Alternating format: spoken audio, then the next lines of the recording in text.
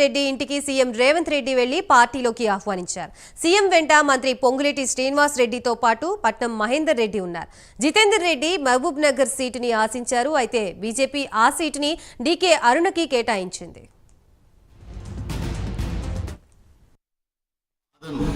వెలగట్టడానికి పర్సనల్గా పొద్దున పేపర్ చూసిందంట. ఆంధ్రజ్యోతి పైన అరుణకు సై జితేందర్ రెడ్డికి నై అని చెప్పి వచ్చిందంట. అది చూసినా చాలా బాధగా ఉంది. అందుకని కలిసిపోనికి వచ్చినాను.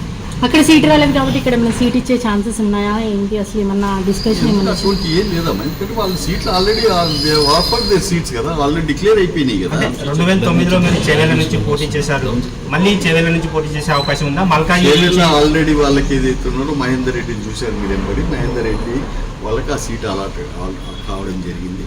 బట్ అటువంటి ఛాన్స్ ఏం లేదు. దాని మీద ఏం ఊహించుకోకండి.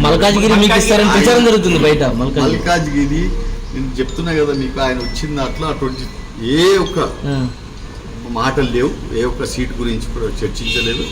ఖాళీ ఒక్కటే ఏంటంటే ఆయన కండోలెన్స్ చెప్పడానికి వచ్చింది. మీ పార్టీ టికెట్ ఇవ్వలేదు సార్, మీ డెసిషన్ ఏంటి అసలు? మీ కార్యకర్తలు ఎదురు చూస్తున్నారు కదా, పార్టీతో ఉన్నాను, పార్టీ ఎంబడే ఉన్నాను, మీరు ఎందుకు నన్ను తొందర పెడుతున్నారు? హ్యాపీగా